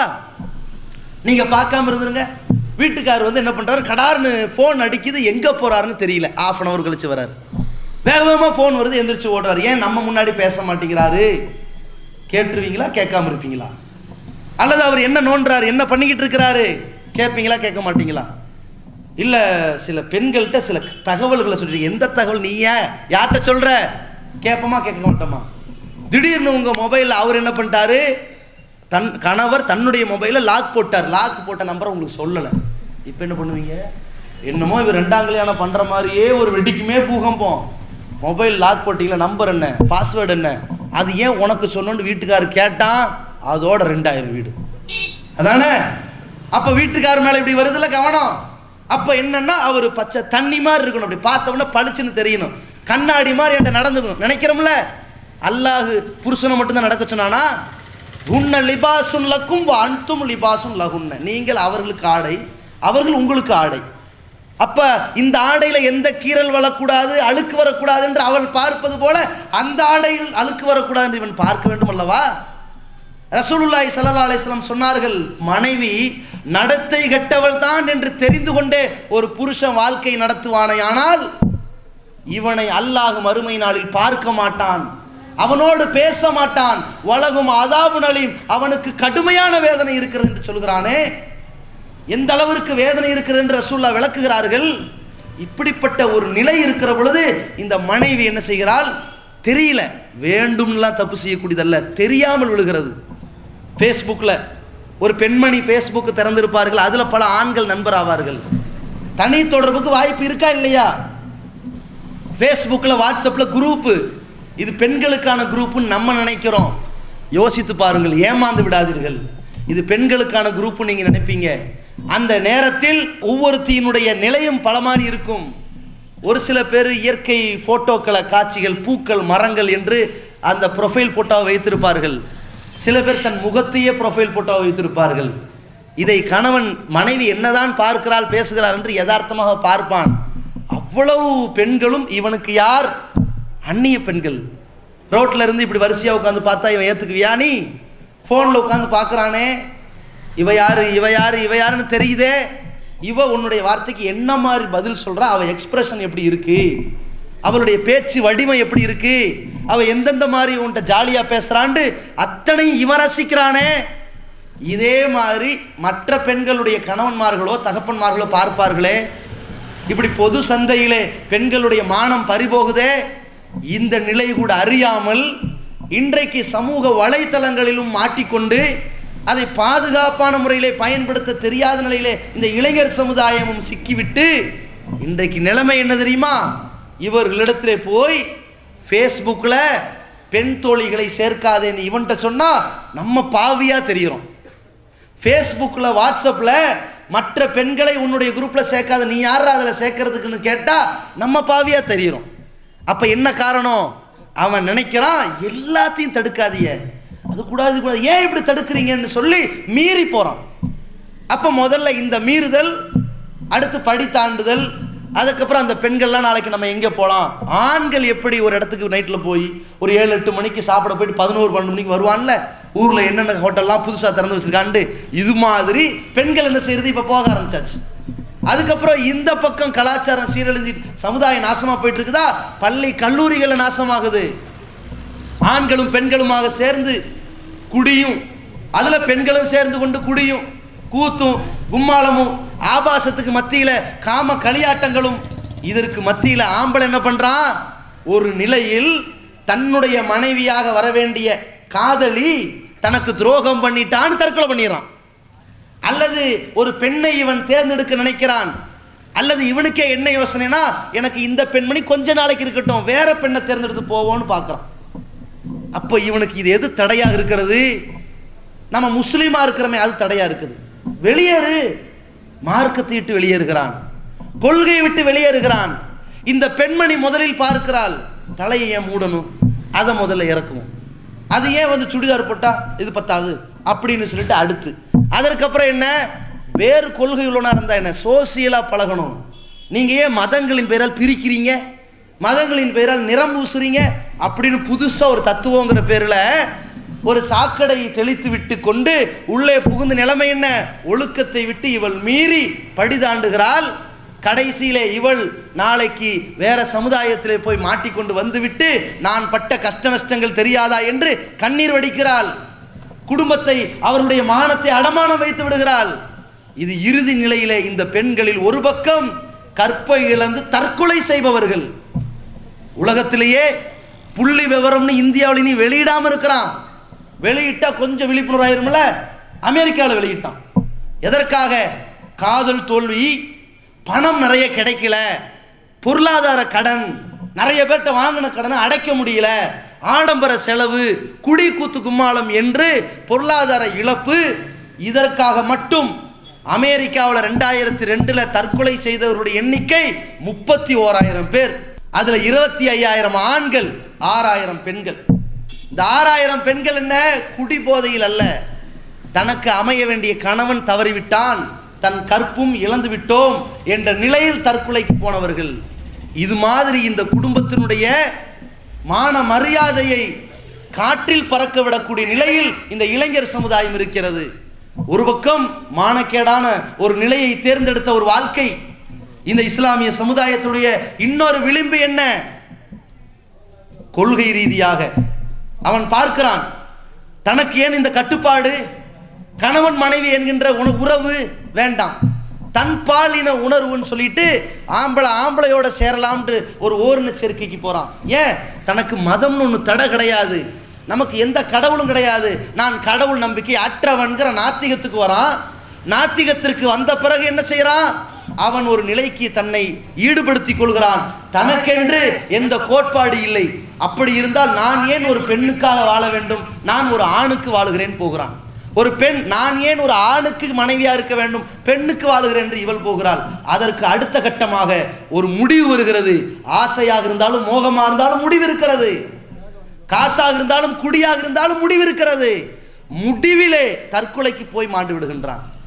இந்த நிலையிலே சிக்கி தவித்து கொண்டிருக்கிற இந்த இளைஞர் சமுதாயம், இவை அனைத்துமே தவறு என்று தெரியும், குற்றம் என்று தெரியும், நாட்டில் நடக்கின்ற பல்வேறு விபரீதங்கள் அவர்களுக்கு புரியும். ஏன் பாவம் செய்கிறார்கள், இவர்களுக்கு இந்த தௌஹீத் சென்றடையாத காரணத்தினால் பாவம் செய்கிறார்கள்.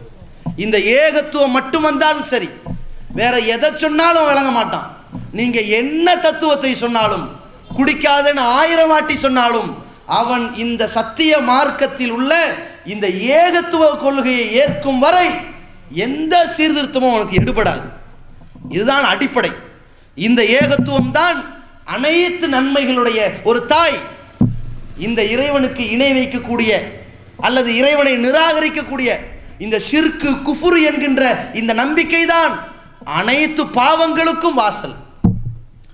அவன் என்ன பார்ப்பான், குடிச்சா தப்பா, என்ன தப்பு, இது மாதிரி பாதிப்புல எனக்கு தானே, உனக்கு என்னடா போடாமா, இது மார்க்கம் தடுத்திருக்கு, எந்த மார்க்கம் தடுத்திருக்குமா, அவனை எதுவும் கண்ட்ரோல் பண்ண இல்லையில, எதுவுமே தன்னை கண்ட்ரோல் பண்ண இல்லைங்கிறதுனால அந்த வேகத்தில் தன்னை யாரும் தடுக்க கூடாது, என்னை யாரும் கண்காணிக்க கூடாது என்று ஒரு கொள்கையை மாற்றிக்கொண்டு ஓடுகிறான்.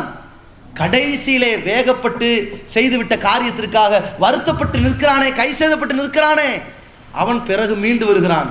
இது போன்று ஒவ்வொருத்தரும் கொட்டின பிறகுதான், கொட்டு வாங்கின பிறகுதான் குனியணுமா? அவர்களை மீட்டெடுக்க வேண்டும் என்றால் இந்த தௌஹீதை போதிக்க வேண்டும். இந்த தௌஹீதை சொன்னோம், அதனால் ஒரு மாற்றம் ஏற்படும். வேற எதுவும் வேணாம். படைத்த இறைவன் ஒருவன் இருக்கிறான்னு நம்பு, அதை தெள்ள தெளிவாக நம்ப வைக்க வேண்டும். படைத்த ஒருவன் இருக்கிறான். இந்த உலகத்திலே இந்த மைக்கு எப்படி ஒருவன் இல்லாமல் வந்தது என்று நான் நம்பினால் முட்டாள்தனமோ, இந்த மேடை எப்படி 4 பேர் இல்லாமல் அதுவாக வந்தது என்று சொல்வது முட்டாள்தனமோ, இங்கு இருக்கின்ற எல்லா பொருட்கள் எப்படி உருவாக்கியவன் இல்லாமல் அதுவே உருவானது என்று சொல்வது முட்டாள்தனமோ, அதுபோன்று வானம் பூமியை படைத்தவன், அதை படைத்தவன் இல்லாமல் அதுவே வந்தது என்று சொன்னால் முட்டாள்தனம். படைத்த ஒருவன் தான் உருவாக்கினான் என்று சொன்னால் புத்திசாலித்தனம். அந்த புத்தியை நீ படித்துக்கொள் என்று சொல்வோம். அந்த ஏகத்துவத்தை சொல்லிவிட்டால் அந்த தௌஹீதுக்கு உள்ளவரான்னு வைங்க, அந்த ஒரு இறைவன் தான் நம்மளை படைச்சான், அவனுக்கு நான் பதில் சொல்லணும்ல, இனிமேல் நான் நேர்மையாக நடப்பேன்னு மாறுவான். அப்படிப்பட்ட ஒரு மாற்றத்தை தான் இன்றைக்கு ஏகத்துவ பிரச்சாரத்தின் மூலம் இந்த தௌஹீத் ஜமாத் 30 ஆண்டுகளிலே மக்களிடத்தில் ஏற்படுத்தியது. எப்படி ஏற்பட்டது? ஏகத்துவம் வந்தால் அவன் தன்னுடைய வாழ்க்கையில் இருக்கிற எல்லா பாவத்திற்கும் முழுக்கு போட்டு விடுவான், மூட்டை கட்டி விடுவான், முடிச்சு போட்டு விடுவான் என்பதற்கு ஒரு சிறந்த எடுத்துக்காட்டு அன்றைய காலத்திலே ஜாஃபர் பின் அபி தாலிப் ரலியல்லாஹு அவர்கள் அபிசீனியாவிலே ஹிஜ்ரத் செய்த பொழுது சொல்கிறார்கள், மன்னரே, நஜ்ஜாசி மன்னரே, இந்த காபிர்கள் அல்லாஹ்வுக்கு இணை வைத்துக் கொண்டிருப்பவர்கள், அவுலியாக்களை வழிபட்டுக் கொண்டிருப்பவர்கள் எங்களை பற்றி தப்பும் தவறுமாக உங்களிடத்தில் சொல்லி வைத்திருக்கிறார்கள். நாங்கள் யார்? நாங்கள் முஸ்லிம்கள். ஏன் இஸ்லாத்தை ஏற்றோம்?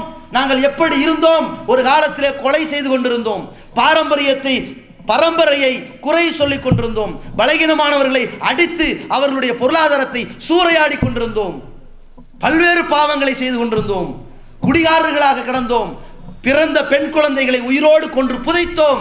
ஆனால் ஹத்தா அபாசல்லாஹு ரசூலா, எங்களிடத்திலே ஒரு தூதர் வரும் வரைக்கும் இப்படி நடந்து கொண்டிருந்தோம். ஒரு கட்டத்தில் எங்களிடத்தில் ஒரு தூதர் வந்தார், ஏகத்துவம் சொன்னார்.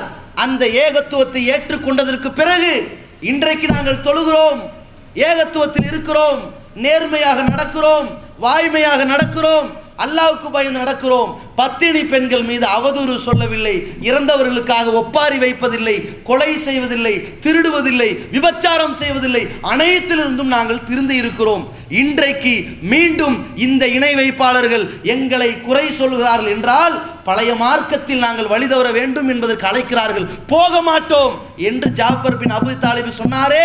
இதே போன்று இந்த ஏகத்துவம் தமிழகத்திலே வருவதற்கு முன்னால் இந்த ஏகத்துவ சமுதாயம், இந்த தௌஹீத் சமுதாயம் இதற்கு முன்னால் திருக்குர்ஆனை பற்றி அறியாமல், நபிகளாருடைய போதனையை தெரியாமல், மார்க்கத்தை பற்றி உணராமல், பிரமத கலாச்சாரத்தை பின்பற்றியவர்களாக, நாங்கள் படுக்க வைத்து வணங்கி கொண்டிருக்கக்கூடிய இறைவனுக்கு இணை வைப்பாளர்கள் என்று பறைசாற்றியவர்களாக, திருக்குர்ஆனை மறந்தவர்களாக, இறந்து போனவர்களுக்கு ஓதியவர்களாக, நபிகளாரை பற்றி மீலாது விழாவிலே கூத்தும் கும்மாளம் அடித்து செயல்முறைப்படுத்தியவர்களாக, மார்க்கத்தின் எந்த தொடர்பும் இல்லாமல் குடி, கூத்து, கும்மாளம், மது, சூது, வரதட்சணை, வட்டி என்று எல்லா பாவத்திற்கும் நானும் ஒரு பங்குதாரர் என்ற நிலையில் இருந்த இந்த மக்கள் ஏகத்துவத்தின் மூலமாக, தௌஹீதின் மூலமாக, சத்திய மார்க்கத்தின் மூலமாக இன்றைக்கு மீட்டெடுக்கப்பட்டு வந்திருக்கிறார்கள்.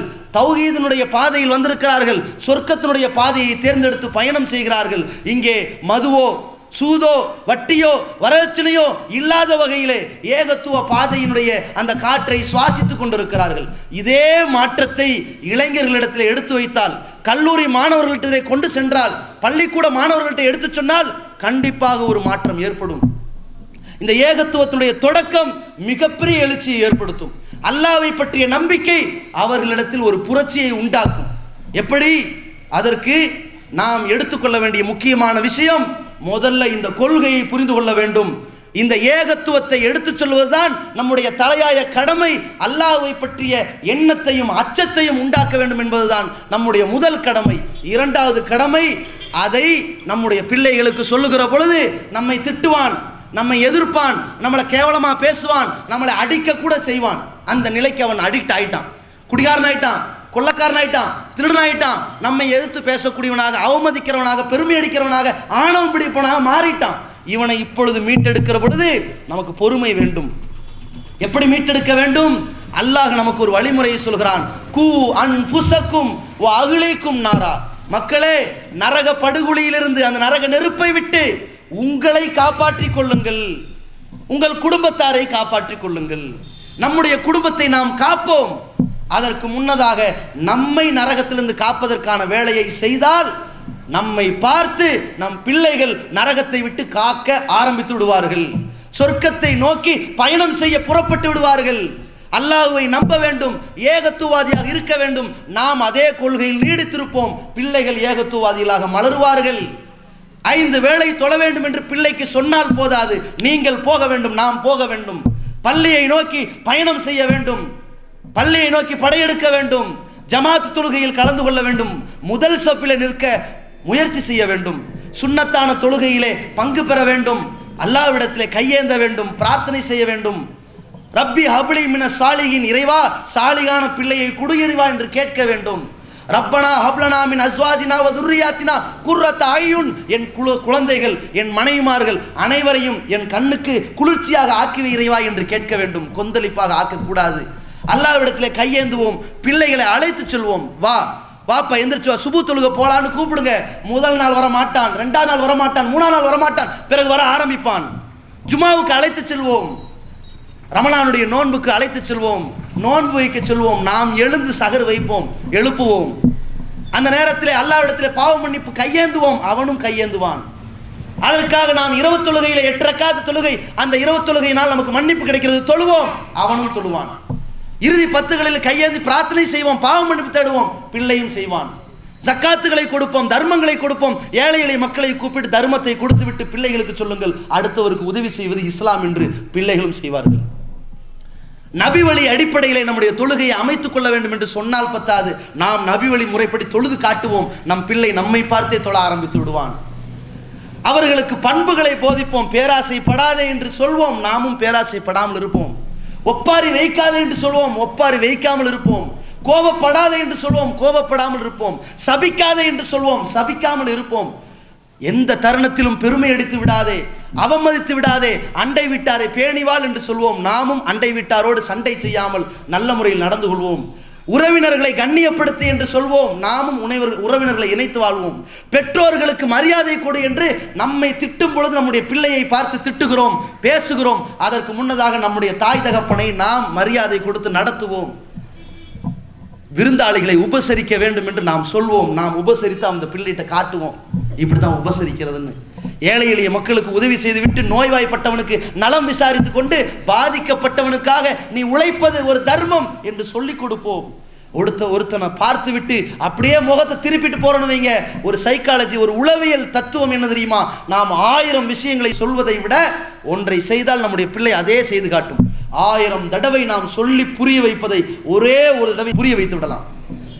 இப்பொழுது எந்த தகப்பன்மார்கள் யாரெல்லாம் போன்களை ரைட் காதில் வைத்துக்கொண்டு அப்படி ரைட் சைடு வைத்துக்கிட்டு அப்படியே பேசிட்டு தெரியுமா, மாடியில் கீழே மேலாண்டு இவனை மாதிரியே அந்த புள்ள பேசும். ஒரு குப்பை கிடைக்கிறது, காலையே தூக்கி எடுத்து இப்படி தட்டுகிறான், பிள்ளையும் இதே போன்று தட்டும். குனிந்து எடுத்து குப்பை தொட்டியில் போடுகிறான், பிள்ளையும் இப்படி போடும். ஒரு வேலைக்காரியை பார்த்து விட்டு வா சீக்கிரம் வா, கூட்டு, எங்கே போன, அறிவில் உனக்கு என்று தகப்பன் கேட்பான். இதே போன்று இந்த பிள்ளை நாளை கேட்கும், இவனையும் கேட்கும். நாம் செயல் வடிவத்தில் காட்டுவோம், போதனை செய்வோம். அல்லாஹ்வுடைய தூதரவர்கள் தன்னுடைய வாழ்க்கையிலே தன்னுடைய பிள்ளைகளுக்கு, தன்னுடைய பேர பிள்ளைகளுக்கு, தன்னுடைய சமுதாயத்திற்கு சொல்லிய வண்ணம் செயல்பட்டும் காட்டியது போல நாம் இந்த மார்க்கத்தை ஒரே ஒரு அடிப்படையை புரிந்து கொள்ளுங்கள். திருக்குரானை அரபு மொழியிலே ஓதி கொடுப்பதும் அதை மனனம் செய்ய வைப்பது மட்டும் மார்க்கம் என்ற ஒரு குறுகிய புத்தி நம்முடைய உள்ளத்திலிருந்து களையப்பட வேண்டும். ரசூலுல்லாஹி ஸல்லல்லாஹு அலைஹி வஸல்லம் சொல்கிறார்கள், பின்னால் ஒரு காலம் வரும், கொலை நடக்கும், கொலை பெருகும். எப்படி? லா எதிரியல் காத்திலு ஃபீமக்கத்தல, கொலைகாரனுக்கு ஏன் கொலை செய்தோம் என்றே அவனுக்கு தெரியாது. வமா எதிரியல் மக்குத்தூல் ஃபீம குத்தில, கொல்லப்பட்ட செத்து போனவனுக்கு எதற்கு நம்மை கொன்னார்கள் என்றும் தெரியாது. அப்படிப்பட்ட கொலை பெருகும் காலம் என்றார்கள். சமுதாயத்தில் ஒரு காலம் பெருகும், மக்களிடத்தில் அறியாமை மிகைத்து நிற்கும் என்றார்கள். சஹாபாக்கள் கேட்டார்கள், கைஃப யகூனு யா ரசூலல்லாஹ், அது எப்படி அறியாமை வரும்? நஹ்னு நக்ரவுல் குர்ஆன், நாங்கள் குர்ஆனை ஓதுகிறோம். வ நுக்ரியுஹு அப்னானா, எங்கள் குழந்தைகளுக்கு ஓதி கொடுக்கிறோம். வ யுக்ரி அப்னாவுனா அப்னாஹும், எங்கள் குழந்தைகள் அவர்கள் குழந்தைகளுக்கு ஓதி கொடுக்கிறார்கள் என்று கேட்டார்கள். அப்ப ரசூலுல்லாஹ் சொன்னார்கள், குர்ஆன் ஓதுவது முக்கியம் அல்ல. தௌராத் இன்ஜீலை யூத நசாராக்கள் ஓதத்தான் செய்தார்கள். வலா யாமலூன மிம்மா ஃபீஹிமா, அதில் உள்ளதுபடி அவர்கள் நடக்கவில்லை என்று சொன்னார்களே, அதே நாம் உணர்ந்து இந்த மார்க்கத்தை போதிப்போம். சொல்லால் செயலால் நம்முடைய வாழ்க்கையில் நாம் நடத்தி காட்டினால் ஒரு தலைமுறை உருவாகும், ஏகத்துவ தலைமுறை உருவாகும், சத்திய மார்க்கத்தை சொல்லுகிற தலைமுறை உருவாகும். பள்ளிக்கூடங்களில் இஸ்லாத்தை சொல்வான், கல்லூரிகளில் இஸ்லாத்தை சொல்வான். இந்த தமிழகத்திலே படைத்தவனை வணங்கக்கூடிய ஒரு சமுதாயம் உருவாக்கப்பட்டு படைப்பினங்களை வணங்கக்கூடிய மடமை ஒழிக்கப்பட்டு ஒரு மறுமலர்ச்சியை இந்த தமிழகம் சந்திக்கக்கூடிய ஒரு வாய்ப்பை வல்ல ரஹ்மான் நம் அனைவருக்கும் ஏற்படுத்தி தருவானாக. வாஹிரு தஅவானா அல்ஹம்துலில்லாஹி ரப்பில் ஆலமீன். அஸ்ஸலாமு அலைக்கும் வரஹ்மத்துல்லாஹி வபரகாத்துஹு. Allah